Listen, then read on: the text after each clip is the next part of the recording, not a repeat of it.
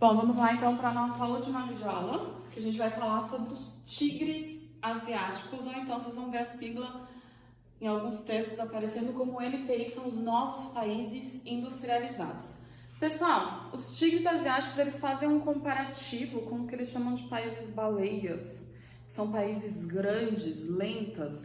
E aí os tigres asiáticos, então, o nome dos tigres asiáticos, eu vou comparar. A gente sabe que o tigre ele é um animal pequeno, como aqui os países tradicionais que fazem parte dos tigres asiáticos, e os tigres eles são rápidos. Então isso significa que esses países eles tiveram uma industrialização muito rápida, por isso o nome que recebe de tigres asiáticos, pela rápida industrialização nesses países. E aí a gente tem aqui os tradicionais tigres asiáticos. Eu tenho a Coreia do Sul, Hong Kong, Taiwan e Singapura. Pessoal, a gente sabe aí, mas a gente vai relembrar o que foi o Plano Colombo, ou então conhecido também como Plano Marshall. Quando acaba a Segunda Guerra Mundial, os Estados Unidos ele começa a investir em países que estavam quebrados da Segunda Guerra. E aí, no continente asiático, ele recebe o nome como Plano Colombo. Lá no continente europeu, recebe o nome como Plano Marshall, certo? Os Estados Unidos eles começam a investir em alguns países para evitar aí um dos conflitos aí da Guerra Fria, para evitar com que esses países se tornem países socialistas, países comunistas, certo? Então esse é o objetivo aí, e esses países então eles começam na década de 50 a receber um incentivo financeiro dos Estados Unidos, e a primeira ação deles então é se industrializar, ok? E aí eles começam a receber um investimento japonês muito forte na década de 70, mas por que o Japão vai investir nesses países e não nele mesmo? Bom, a gente precisa lembrar do território japonês, é um território muito limitado. Então isso significa que o Japão, ele não tem a condição de ter grandes indústrias no seu território. O Japão é uma ilha que tem uma cadeia montanhosa. Então eu tenho aí ocupado a região litorânea, certo? E aí o que acontece então, pessoal?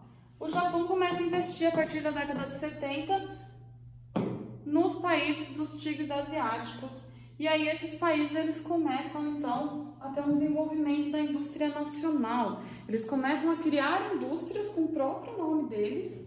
Vocês já ouviram falar LG, Samsung, Hyundai, e mostram uma qualidade desses produtos, certo? Ok? E aí o que acontece? Como eles começam a ter a criação das suas próprias indústrias, eles deixam de produzir manufaturados, produtos de baixo valor ou matéria-prima, ok? E aí que a gente começa a ter então os novos tigres asiáticos. O que são esses novos tigres asiáticos? Bom, eu tenho aqui alguns países que fazem parte: Malásia, Indonésia, Vietnã, Filipinas e Tailândia. O Vietnã entra aqui por último.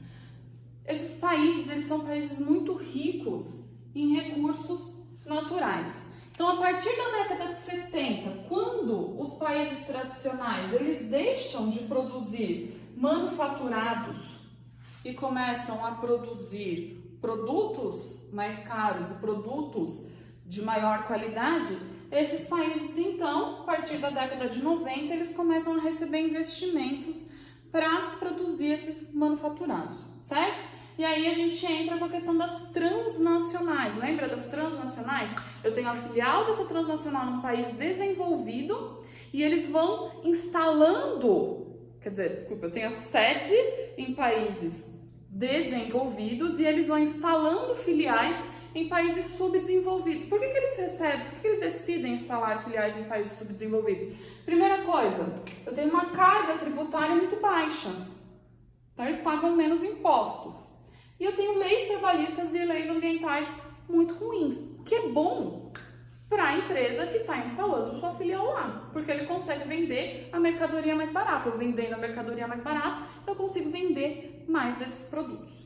Beleza? Então, fica aí a dica para os tigres e os novos tigres asiáticos. Fechou, galera? Encontro vocês no Zoom, então, às 8 horas.